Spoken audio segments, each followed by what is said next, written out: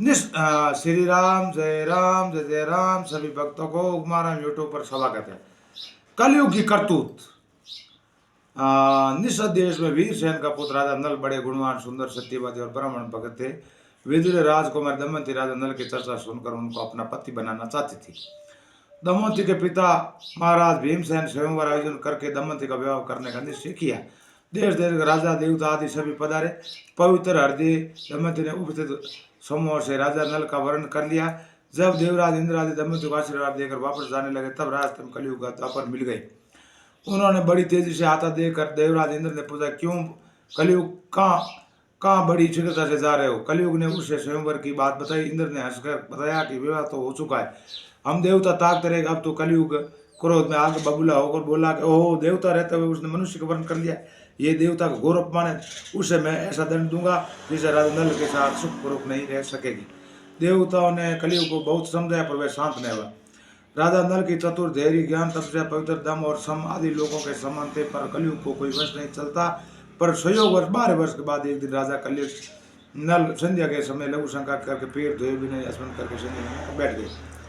ये अपवित्र अवस्था देखकर कलयुग उनके शरीर प्रवेश कर गया। फिर क्या था, कलयुग ने पहले तो राजा नल को जुए में परास्त कराया, फिर दमयंती के साथ एक वस्त्र पहनाकर जंगल में भिजवाया, फिर वह द्वापुर की सहायता राजा नल का वस्त्र भी लेकर चला गया। राजा नल इस दुख को न सहन कर जंगल में सोती हुई दमयंती आदि साड़ी फाड़ कर अपना तन ढककर अकेले भाग चले। राजा नल के भागते समय दावानाल करकोट नामक एक सर्प को बचा ले। उसने राजा नल को डस करके उनका रूप बदल दिया और उसके विष में राजा नल के शरीर में स्थित कलयुग कष्ट होने लगा। वहां से चलकर राजा नल अयोध्या राजा ऋतुपर्ण के यहाँ अपना नाम बाहु बरता कर रहने लगा। इधर दमयंती जब नींद टूटी तब पति वियोग पागल होकर किसी प्रकार जाकर चैंदी देश राजा सुबयु के यहाँ रहने लगी। परिचय होने पर ज्ञात हुआ कि राजा राजमाता दमयंती की मौसी थी। उन्होंने आदर दमयंती को उसके पिता के घर भिजवा दिया। माता पिता की ऐसे दमयंती ने बहुत से ब्राह्मणों को राजा नल की खोज करके नियुक्त किया। बहुत दिनों के बाद ढूंढने खोजने के बाद अयोध्या होने की संभावना दमयंती को प्रतीत हुई।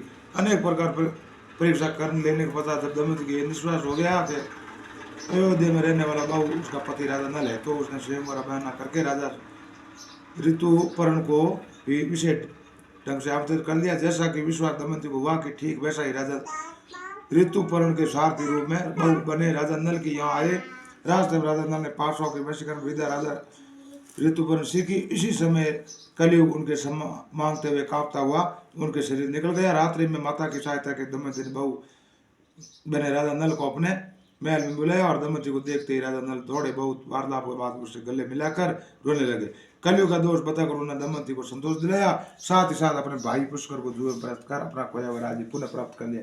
तदनंतर दमयंती के साथ शांत रहकर राज्य करने लगे। श्री राम जय राम।